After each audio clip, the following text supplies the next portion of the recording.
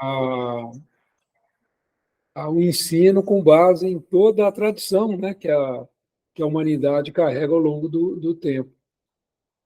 E a gente, na semana passada, a gente iniciou os estudos dos mitos, né, ligados a... Só um segundinho. A gente falou sobre o tonel das Danaides, né? E hoje a gente vai dar continuidade sobre esses mitos, né? E com a roda de Íxon e a pedra de Sísifo, né? É bastante interessante. Então, só retomando, né? Isso aqui nós já comentamos na semana passada. Então, hoje, a gente dá continuidade ao mito da roda de Íxon, né? Aí é com você, Genivaldo.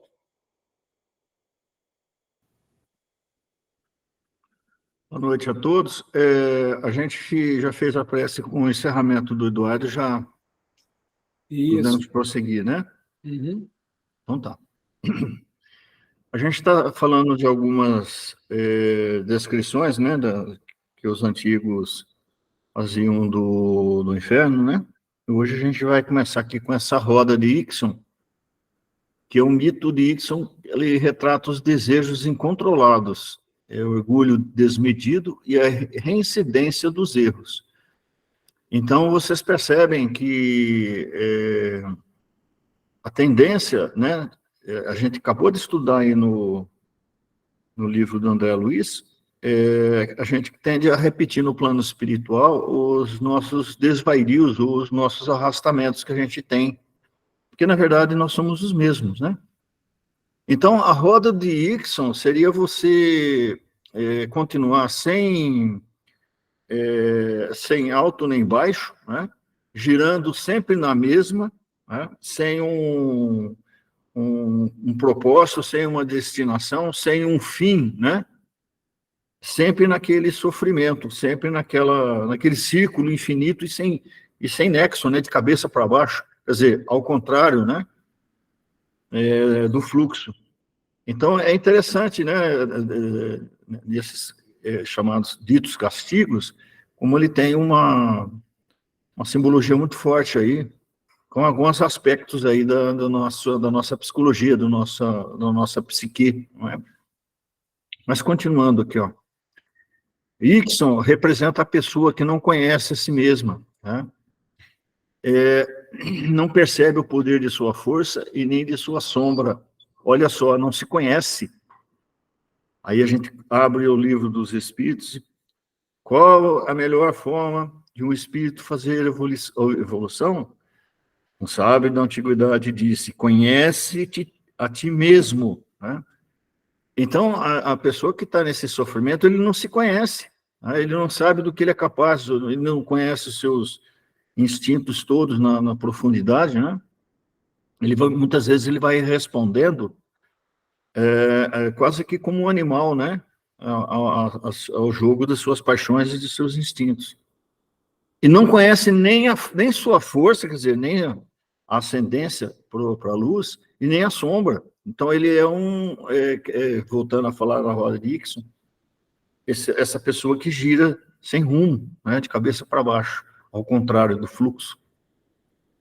Não valoriza o que conquista, não ama os que rodeiam.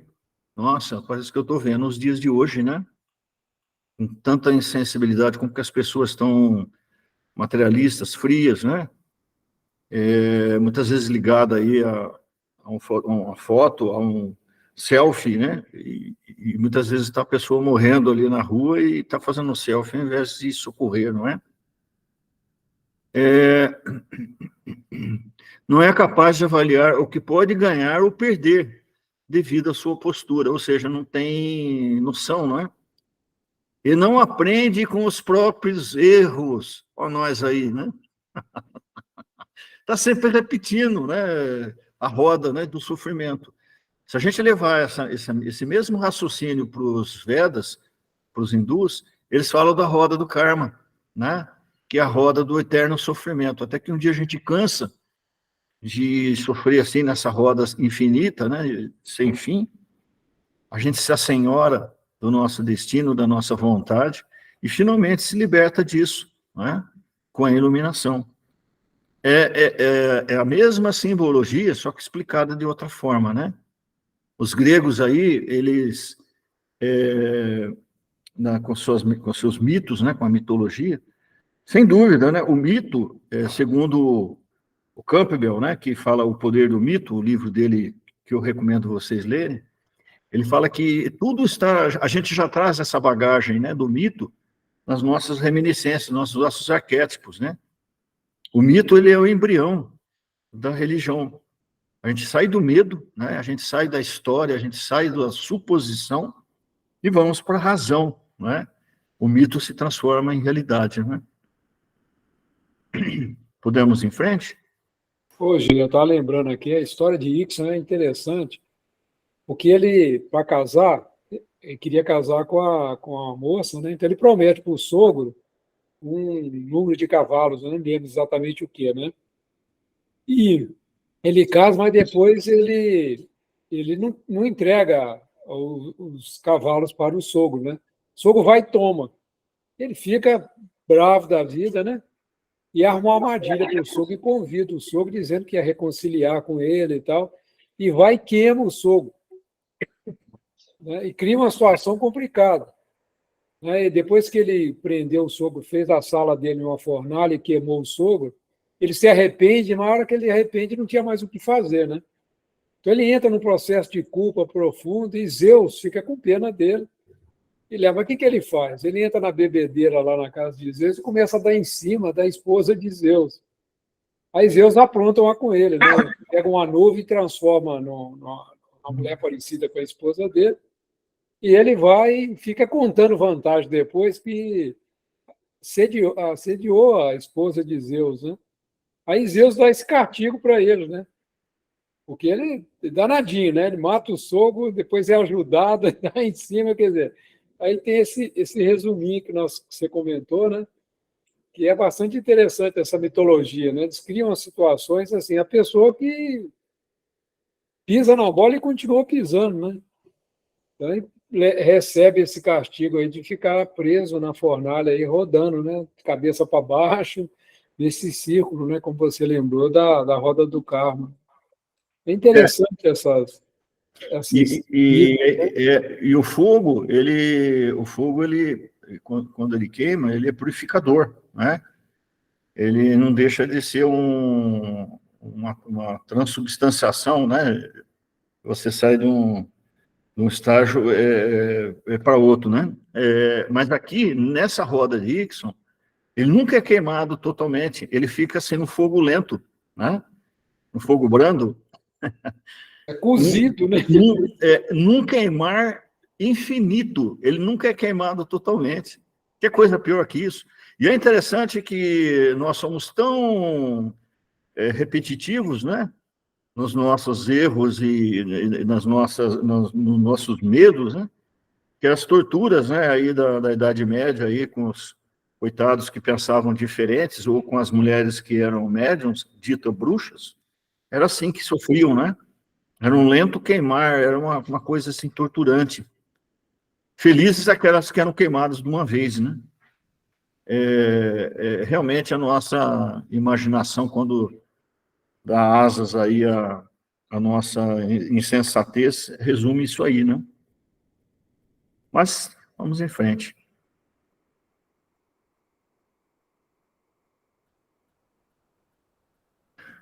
A pedra de Sísifo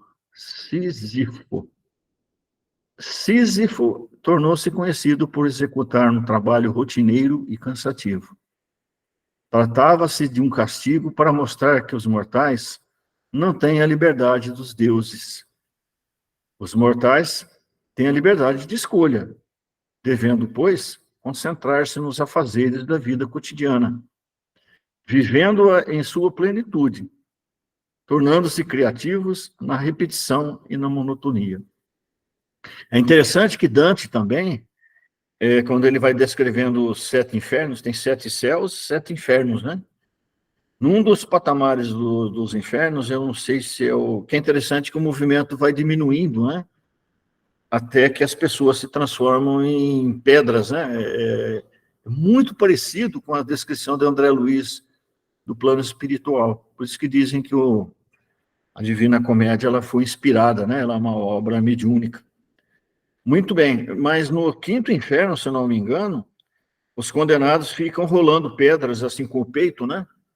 De um lado para o outro, na eternidade afora. Ou seja, um trabalho sem nexo. É um trabalho exaustivo, que não leva a nada, né? Que não sai da mesmice, né? Então, assim, a repetição cotidiana das mesmas tarefas, do mesmo pensamento, a mesma condicionante, né?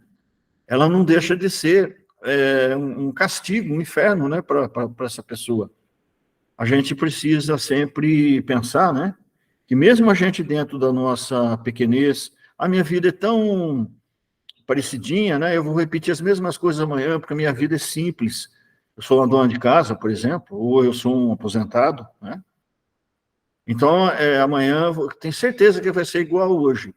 Pode ser, né? As mesmas obrigações que eu tenho que cumprir, cuidar dos meus animaizinhos, colocar a água lá para os passarinhos, molhar as plantas, pode ser que seja. Mas a cada vez que eu fizer isso, se eu colocar uma dose a mais de amor, se eu fizer alguma coisa de algo mais, nunca vai ser parecido com a vez que eu fiz antes. Então, essa repetição de monotonia é para aquele que não enxerga, né? Nada que não seja a repetição monótona da mesmice, né? Então, não está no trabalho, não está na função, e sim da forma que a gente faz. Se alguém quiser colaborar com algum comentário, hoje eu estou meio filosófico. Ô, Genivaldo, o Sísifo, a história dele é de que ele enganou a morte, né? Ele prendeu a morte, o danadinho. Aí trouxe problema para os deuses, porque tem aquele deus da guerra, né? Tem que morrer as pessoas, não morria e tal. Aí eles vão atrás dele e pegam ele, né? Aí que é levado a morrer, né? Mas ele faz outro trambique. Né? Quer dizer, o Sísifo era o trambiqueiro, né? Ele queria imortalidade sem passar pelo aprimoramento, né? Assim, fazendo um resumo. Aí ele fala com a esposa dele, fala assim, não me enterra. Aí ele vai e reclama com os deuses que a esposa dele não tinha feito os cuidados de enterrar, né? E mais uma vez ele dá o golpe na morte, né?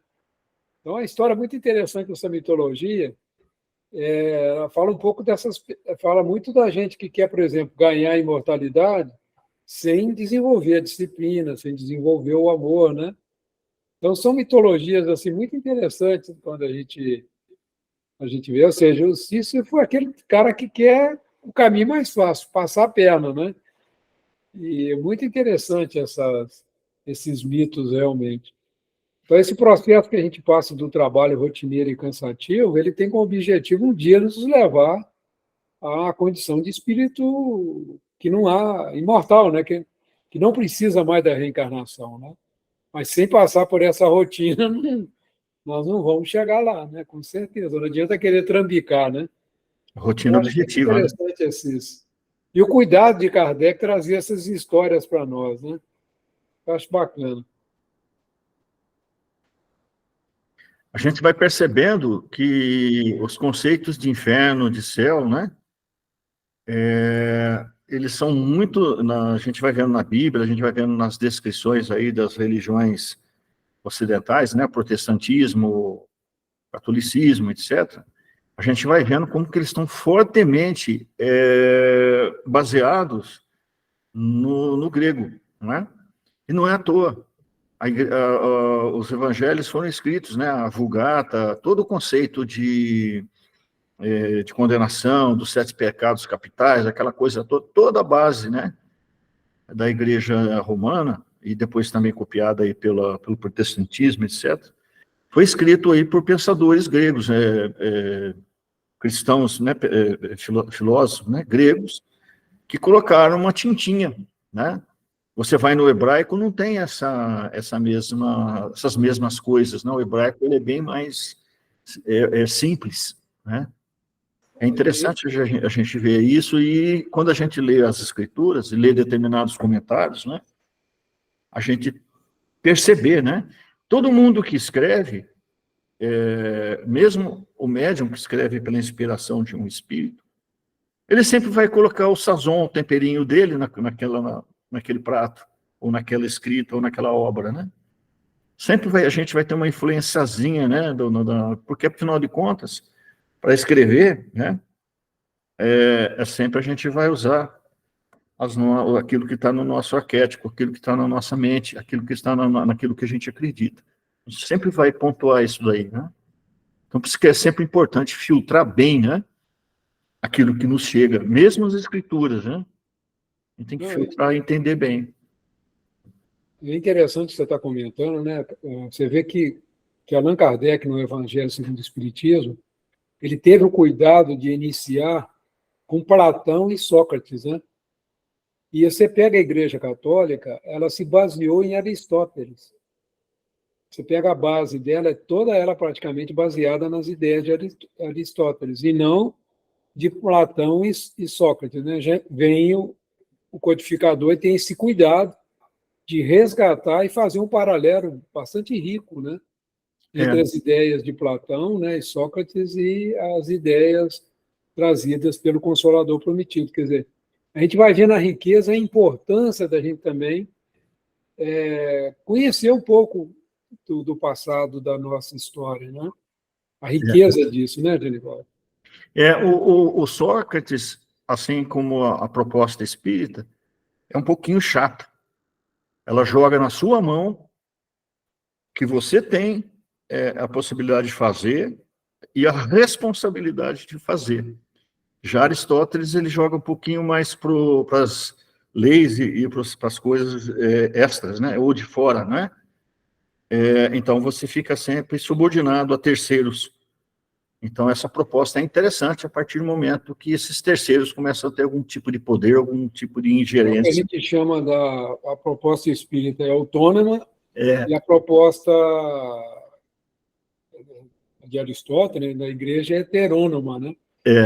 Mas esse chato que eu disse no Espiritismo, claro que eu estou brincando, né? Eu prefiro ter nas minhas mãos aí o meu destino, as minhas opções, tá? Senão você vai ficar empurrando o pé da morra acima muito tempo. O duro é que a pedra vem para baixo, né? Rola de novo. Trabalhinho danado esse. Vamos lá. Aí tem outro ponto que ele coloca, né? Agora a gente vai falar dos suplícios do Tártaro. Tártaro era outro divino primordial que aprisionava os condenados no mundo subterrâneo. O Tártaro, na Bíblia, é um lugar de punição para os anjos caídos, conforme mencionado na segunda epístola de Pedro. Então, a gente tem um mundo aqui, né, um globo. Aí, Urano é o ponto máximo aí de ascensão, né? Nós aqui na Gaia ou na Terra, né, Mãe Terra, aí meio caminho, né?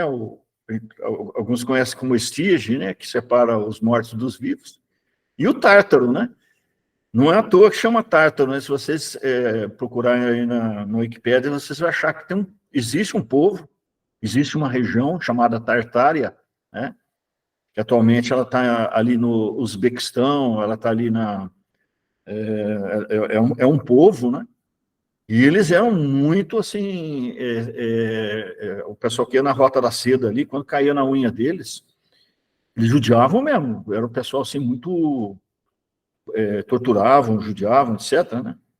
Então, você queria pensar um lugar ruim, um lugar... E era, assim, aquele deserto, habitam até hoje, né? Aquele deserto, assim, abrasante dessa região aí, né? Então, quer um lugar ruim é na Tartária, né? Ou seja, o Tártaro, né? Põe o Tártaro lá no inferno.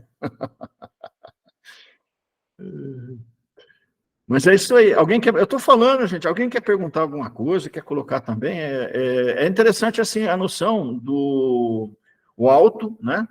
O alto, a gente sempre olha para o céu, é uma coisa boa. Nós estamos aqui no humus, ou na terra, né? Na Gaia, e a hora que a gente morrer, a gente vai ser enterrado, não vai? Então, aqueles que não conseguem sair vão ficar presos no sub, lá com o Hades, lá na Tartária, né? Ou nas regiões aí de sofrimento. Interessante que Kardec vai trazendo essa mitologia para a gente depois ele entrar realmente vamos dizer, na razão espírita, né? Onde que ele começa a questionar, né? Muito interessante. Ó. Lá os russos fizeram um poço, eles queriam chegar no mais fundo possível. E eles fizeram uma escavação, assim, mas pensa assim, chegaram perto mesmo de onde o manto da Terra se transforma em manto vulcânico, né? Então é a pressão e a temperatura, né? E aí ficou aquela coisa toda, né? Eles vão achar o inferno, então, né? Eles vão achar o lugar lá de sofrimento e tal. E não, só acharam rochas e só acharam o que é terra, o que a gente esperava, né? E ficou toda essa... E aí tem um negócio fake que é interessante, sons que gravaram no túnel, não sei o quê, não sei o quê. Aí tem lá gritos, umas coisas assim. Isso é lógico que isso aí é montagem, né? Não tem como prender a alma. O espírito, a gente estuda no livro dos espíritos, o espírito ele vai aonde quer, ele é livre, né? Ele se prende exatamente por esses mitos, essas coisas aí, que é enfiado goela abaixo, aí ele fica sofrendo no plano espiritual, se amarrando, né, com esses conceitos aí que não precisa, não existe. Mas vamos em frente. Vamos estudando, né? Vamos lá, Genival, só um minutinho. Opa! Aí vem o Campos Elíseos, né?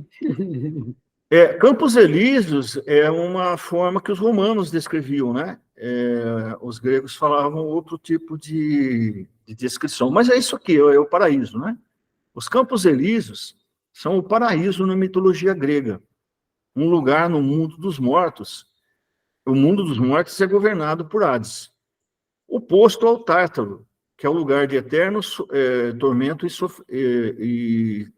e sofrimento. Então, olha só, o Hades, ele governa o submundo, ou abaixo, né, o mundo dos mortos. E ele governa o lugar ruim, o Tártaro, o lugar de sofrimento, etc., está na administração dele.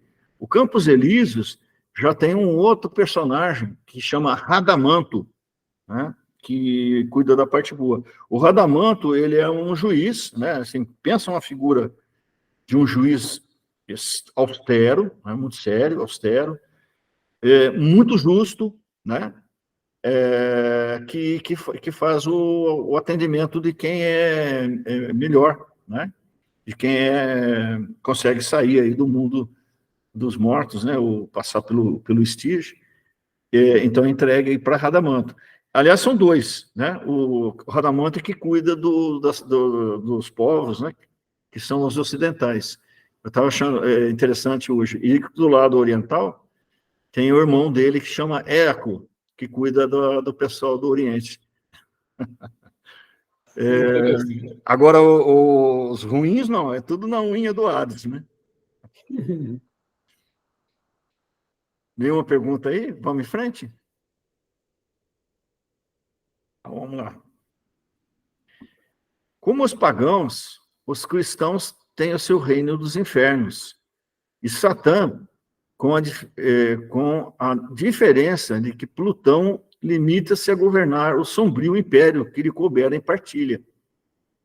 Mas ele não era mau. Ele apenas aprisionava em seu império aqueles que haviam praticado o mal. Então é um conceito de justiça, né?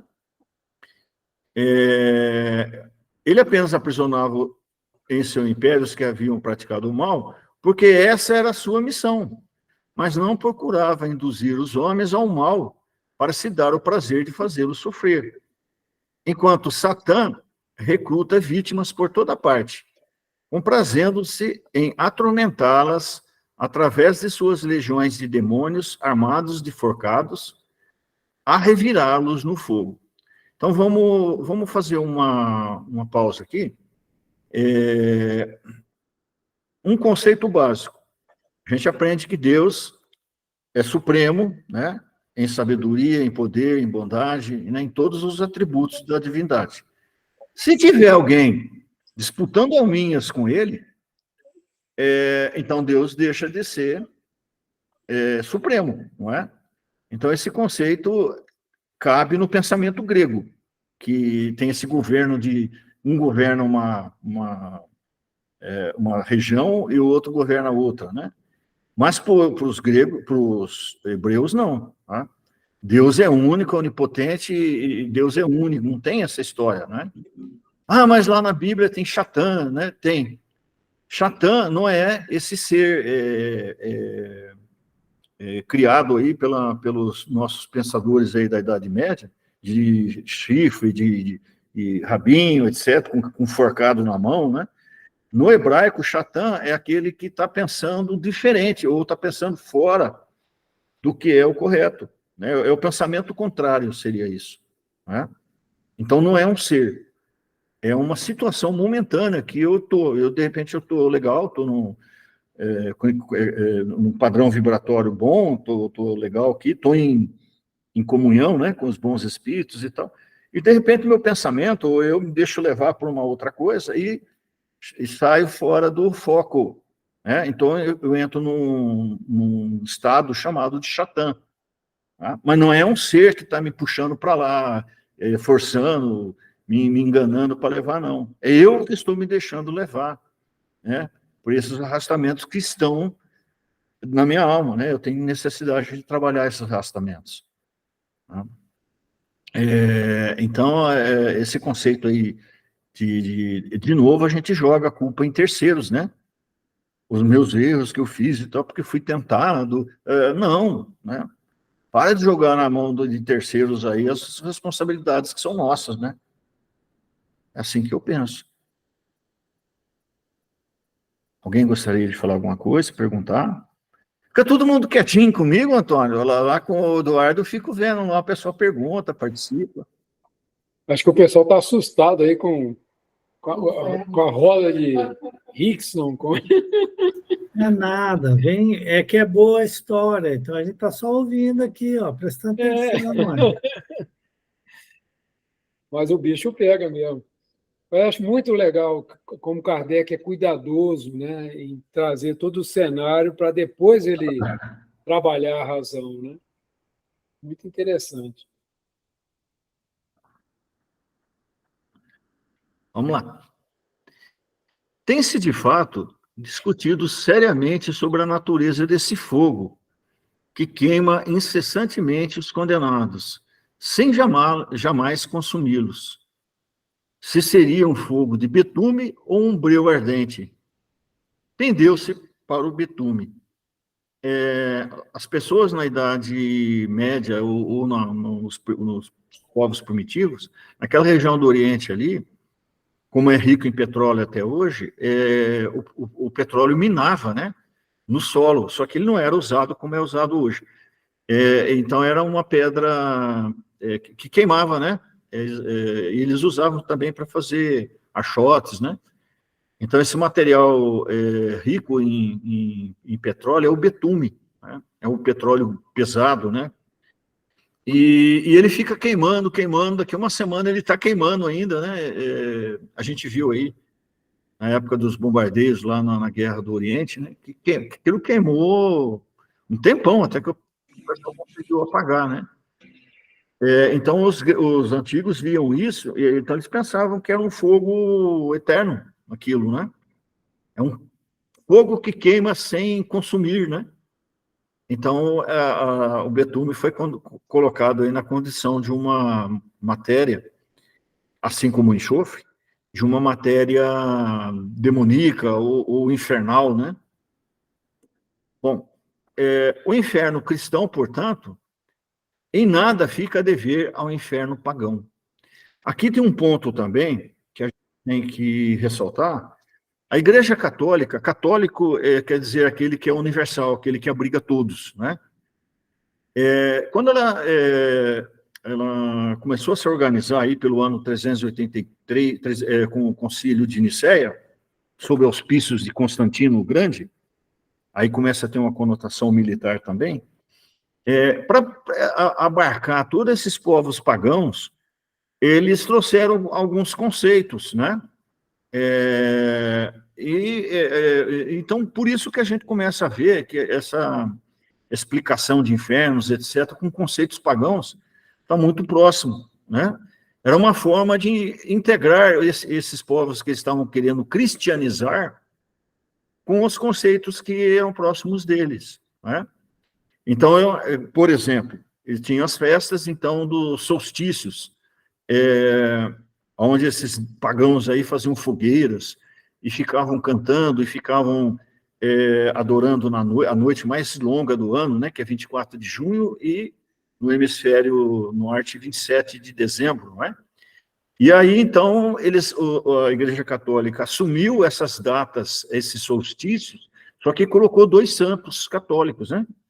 Que é São João Batista e São João Evangelista, né? Então, é um processo, assim, de sincretismo, por que não? Né?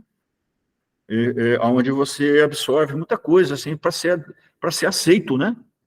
Então, faz essa amálgama aí que a gente vê. Só que quando você coloca isso no fundamento, sob a luz do bom senso, né, da razão, a gente vai falar, isso aqui não dá certo, isso aqui não cabe, né? Isso é um conceito antigo que hoje a gente vê que não, né, a Terra não é plana, né? A Terra é redonda. E quanto mais se escava, a gente percebe que a gente acha rochas, a gente não acha o Hades, nem inferno, nem nada disso. Então a ciência vai nos auxiliando, né? A gente bem compreender, né? O que é essa questão espiritual de céu e inferno e de o plano espiritual como um todo, né? Muito bem. Ó, ninguém fala nada, eu vou em frente, ó.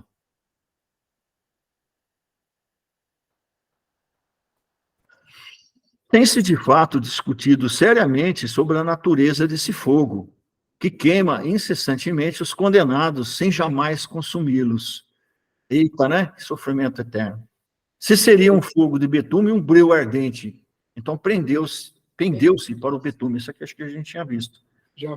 Agora nós temos um Emmanuel aqui, trazendo do livro Justiça Divina, o item 77. Eu vou colocar aqui, viu, Danival? Tá. Só um minuto. Alguém gostaria de fazer algum comentário aí, gente? Eu fico preocupado aí de eu estar falando demais e... Como diz o jovem... Genivaldo, Oi, Genivaldo.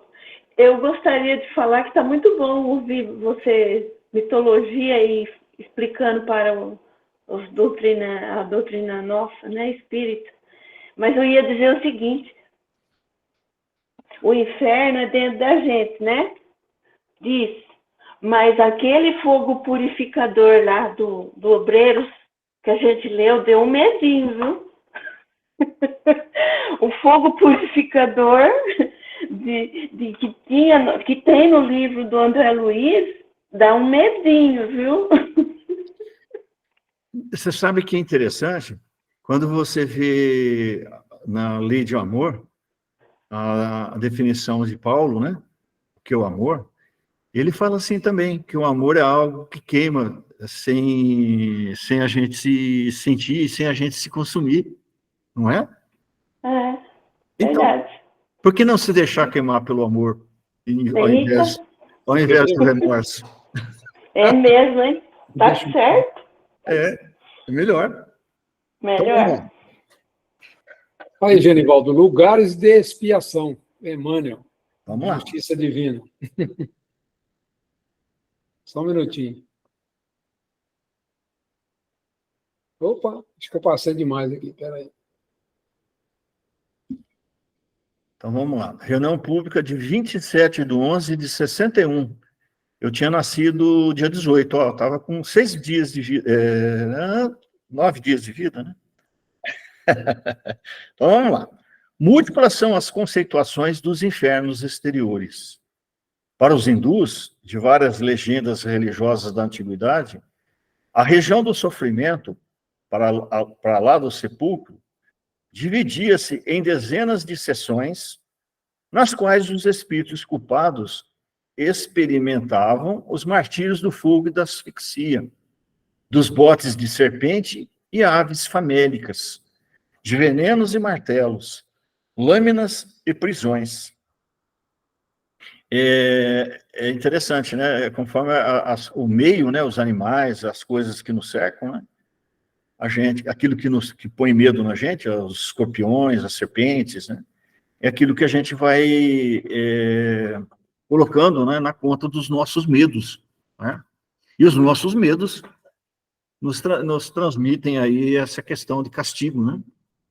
Mas continuando.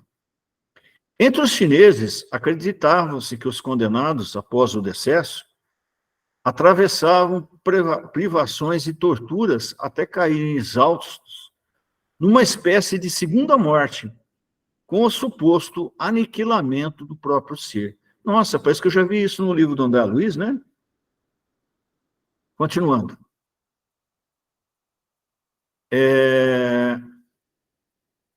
Os chineses passaram por muitas privações, né? Uma população muito grande, e assim como El Niño atrapalha as colheitas nos dias de hoje, na antiguidade mais ainda, que não tinha-se muito controle disso, né? Então, eles passavam por muitos episódios de fome, né? De privações.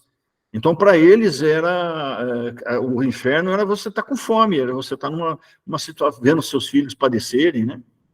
É o que tem de pior, né? Então, você projeta para o sofrimento, para o inferno, aquilo que você tem de pior, aquilo que você vivenciou de pior, né? E essa segunda morte é aquela roda do sofrimento que não tem fim, né? Por que eu não morro de uma vez, né? Eu falei assim, isso aqui a gente já viu nos livros de André Luiz, né? Suicidas, as pessoas assim que abandonaram, né, o ânimo da vida, que chegam no plano espiritual e está lá como se fosse uma segunda morte, né? Podemos ir em frente. Egípcios empregavam aparatosos regimes de corrigenda para os mortos, que fossem implacavelmente sentenciados a penas aflitivas sob as vistas de Anubis. Anubis é aquele que acompanhava os mortos, né? Havia um julgamento, né? A balança de Osíris. Seu coração era colocado num lado do prato da balança e no outro uma pluma, né? De um pássaro, uma pluma bem levinha. Se o coração ficasse em perfeito equilíbrio, você estava salvo. Você não tinha peso no seu coração. Mas se a balancinha pendesse aí para o lado errado, né?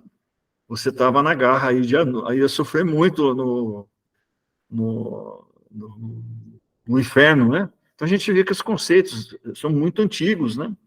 Os povos vão passando um para o outro, né? Modifica-se mais ou menos os atores, né? Mas é sempre mais ou menos a mesma simbologia, né? O mesmo fundamento, né? A crença popular grega admitia a existência de abismos insondáveis. Não é diferente das obras de André Luiz, onde tem os abismos, né? Além túmulo, onde os maus eram atormentados por agonias cruéis. A ideia aí de você estar esquecido, né? Você não ter só de não ter quem lembre de você é uma agonia cruel, porque você não deixou nada, né? Por isso que essa preocupação em fazer as lápides, né, com o nome e tal, para que as pessoas vejam seu nome e lembrem-se de você e façam preces, né? É uma forma de te ajudar no sofrimento do inferno, né? Nos lugares aí de agonia, porque não existe coisa pior do que o esquecimento, né? Ostracismo. Podemos ir em frente? E seguindo por vasta escala de concepções, a teologia relaciona infernos hebraicos, persas, romanos, escandinavos, muçulmanos, e ainda os que são hoje perfilhados pelos diversos departamentos da atividade cristã. Nós não podemos esquecer que nós andamos, né, por muitas encarnações, bebendo, né, desses conceitos, dessas teologias aí, de todos esses povos, né? Então, é interessante que mesmo hoje, se dizendo espírita, se propondo a pensar de uma forma diferente, como espírita, nós muitas vezes repetimos esses conceitos. Quer ver uma coisa? Ah, o Vale dos Tatuados. Opa! Eu ouvi isso aí outro dia. Falei, como é que é essa história? Né? É a pessoa que já começaram a viajar na maionese, né? Repetindo coisas aí, criando aí departamentos, criando infernos aí pro que não precisa, que não existe, né? Isso nada mais é do que condicionamentos que a gente tem, né? A gente molda aquilo que a gente está vendo ainda, né? Com os nossos conceitos antigos. A gente precisa realmente quebrar isso, né? Esses condicionamentos. Mas continuando. Não ignoras que os sistemas de castigos mentalizados para depois da morte obedecem às idiosincrasias de cada povo, apresentando, por isso, variedades multiformes. O que ele está querendo dizer aqui? Ó? Depende da geografia de cada lugar, você vai explicar o inferno. Então, para um escandinavo, para um nórdico, o inferno para ele seria congelante, né? Seria ele estar esquecido lá numa grota sem honra, né? Sem ver seus bravos, né? Mas o inferno dele é congelante. Se você pedir para um asiático que mora no deserto, explica para mim a sua concepção do inferno, ele vai falar que o inferno é abrasante, onde as pessoas ficam morrendo de sede, né? Então a gente vai repetindo aquilo que a gente está acostumado aí na nossa vivência. Alguém levantou a mão aí. Alguém pediu ou foi sem querer que apertaram? Eu escutei um barulhinho aí. Não? Nilza? Pois não. Não, desculpa. Foi sem querer. É que eu pensei que eu tivesse levantado a mão e eu apertei a mão. Desculpa, não fui eu, não. Então, vamos lá. E sabemos, igualmente, em doutrina espírita, que existem outros infernos exteriores a cercar-nos na Terra entre os próprios espíritos encarnados. Então, hoje, na nossa concepção moderna, do século XXI, se eu perguntar para um jovem o que é você ficar no inferno, talvez ele fale que ele ficar sem Netflix, sem o celular, né? E sem o computador, para ele, sem Wi-Fi para falar com os amigos, o isolamento, né? Para ele é o inferno hoje. Não longe de nós, vemos o inferno da ignorância, em que se debatem as inteligências sequiosas de luz, o inferno das necessidades primárias absolutamente desatendidas. Então, é tudo aquilo que a gente tem... Para um pouquinho, né? A gente precisa buscar inferno tão longe assim, a gente não tem aqui os guetos, a gente não tem aqui os lixões aqui, onde vivem numa miséria, numa carência de tudo. A gente não tem os lugares infernais aqui, né? Então, o conceito nosso de inferno está muito mais próximo da gente poder observar do que a gente pensa, né? Então, assim, não precisa ficar buscando rodas e nem mitos aí que pertenceram ao passado para a gente entender o que é a falta de acolhimento. O inferno seria o quê? Falta de acolhimento, a falta de fraternidade, falta de amor, o esquecimento, o abandono, não é? Isso é o inferno. Mas vamos lá. Então, vamos lá. Acho que... volta um pouquinho, que eu acho que eu... sim. E sabemos, igualmente, em doutrina espírita, que existem outros infernos exteriores a cercar-nos na Terra entre os próprios espíritos encarnados.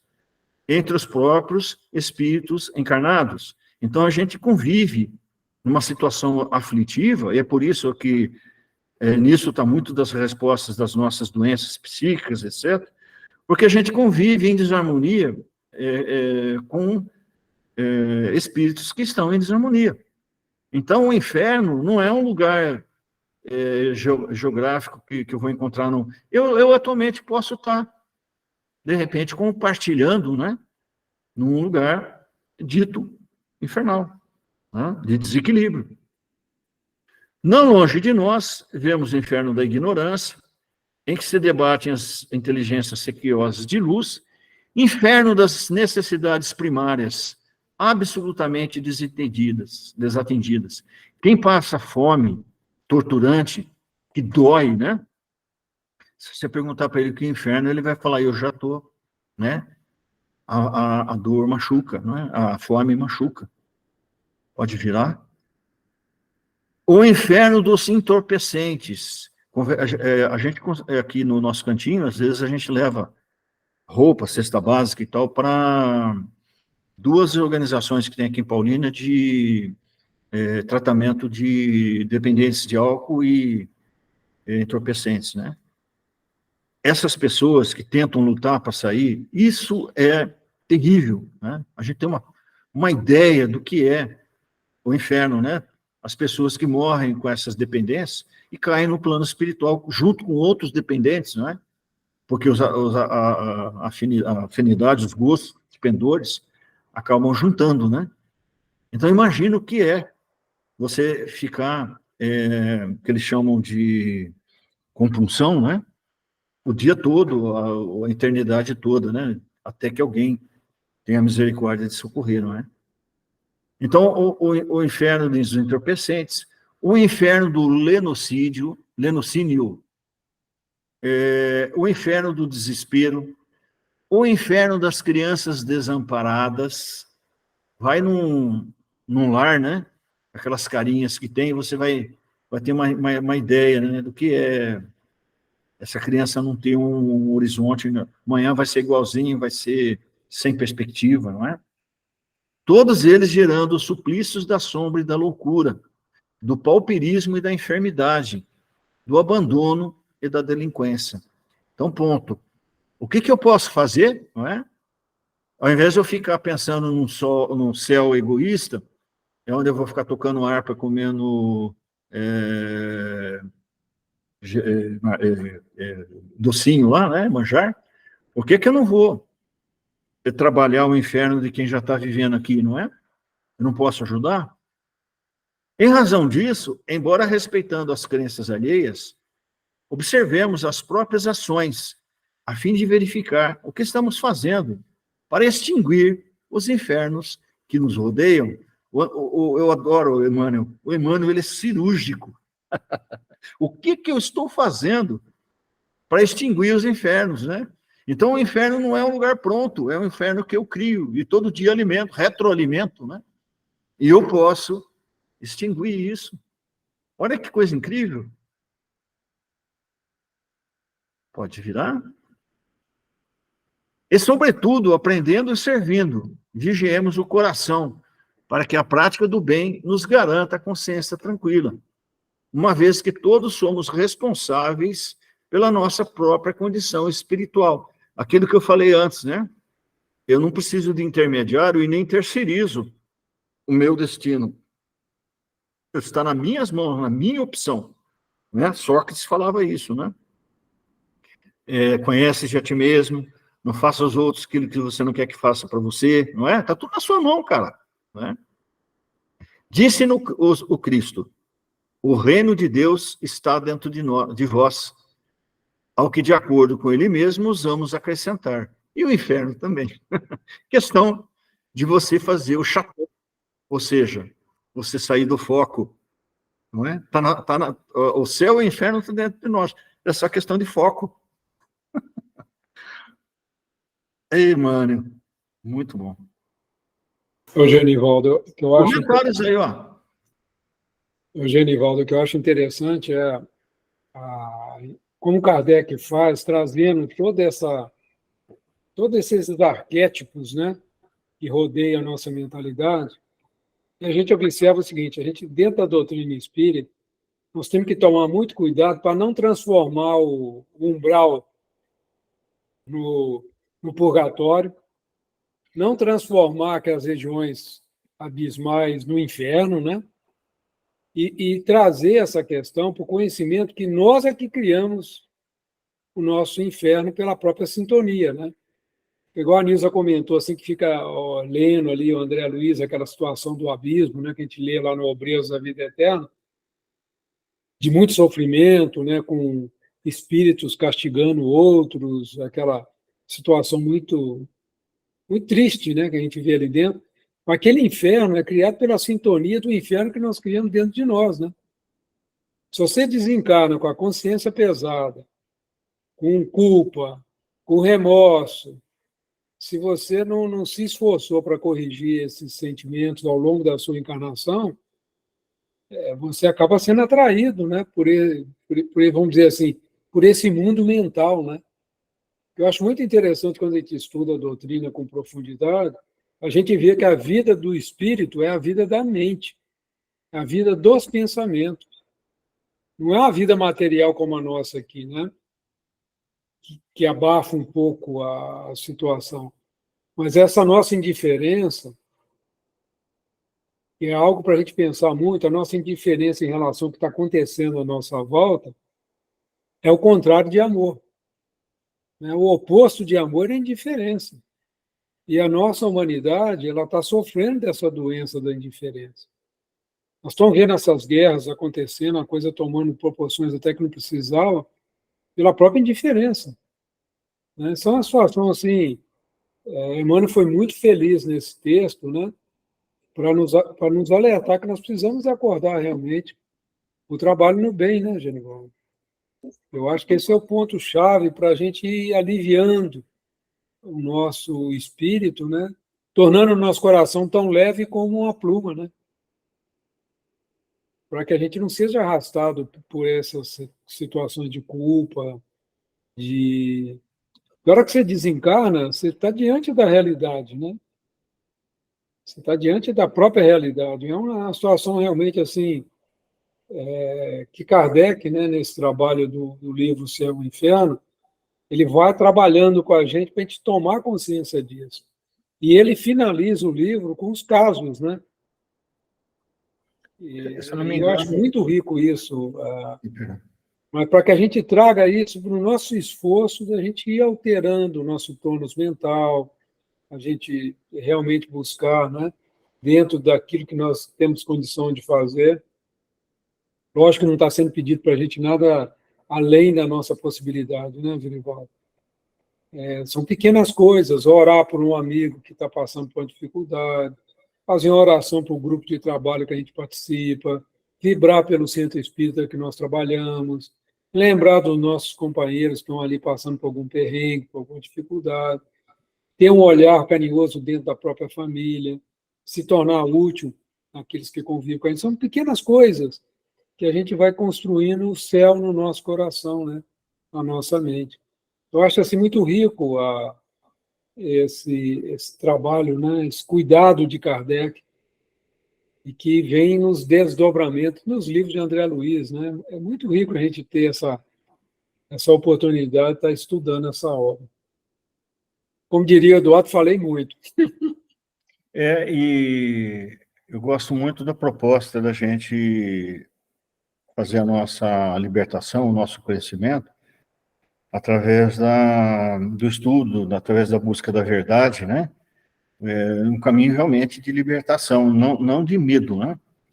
Se eu não me engano, no livro Libertação, o André Luiz narra o caso que eles estavam nas câmaras de socorro, lá, junto àquelas pessoas que tinham sido trazidas lá das regiões de sofrimento, e tinha uma senhora que estava lá sofrendo terrivelmente por uma figura demoníaca, que é um dos demônios aí na Idade Média, chamado Belfegor, né?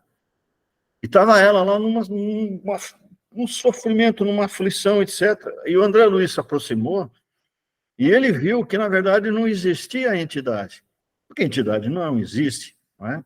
Mas existia, sim, uma projeção mental dessa senhora, né?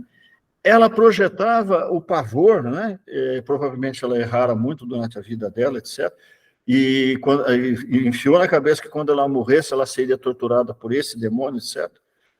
Ela criava essa figura mítica, essa figura demoníaca, e sofria terrivelmente. E o André Luiz falou assim, mas como, né? Ele via que não existia, como eu disse, não existia a entidade, né? Era, assim, uma projeção mental dela, né? Bastava ela parar de pensar e assumir essa projeção, né? E André Luiz, conversando com um dos atendentes aí daquela Câmara de acolhimento, de retificação, ele fala exatamente isso. Fala, escuta, né? Não existe, por que a gente não interfere, por que não faz, por que desesperado, né? Acorda ela, para ela ver que não tem isso, né? E aí, mais ou menos, né, a resposta que o instrutor falou para ele foi que tinha que brotar da mesma mente que criou, a mesma mente que cria, né, o mal, ou cria a projeção, ou cria o pavor, ou cria o remorso, é a mesma mente que vai arejar, que vai recondicionar e vai focar, né, e vai drenar, né, esse sofrimento. É simples. Muitas das coisas que a gente faz é porque a gente não tem coragem, né? Ao invés de ficar preso na ideia da tortura, na ideia do castigo, né? A gente tirar a ideia do castigo e olhar o que nos levou a esse pavor, o que nos levou a esse sofrimento. Olhar o erro, o que eu errei? O que eu posso fazer para consertar esse erro? Assim que tem que ser, né? Porque ficar sofrendo lá, ficar na roda lá do sismo, lá, que a gente acabou de ver, não vai levar a nada, né? Não vai sair do lugar comum aí.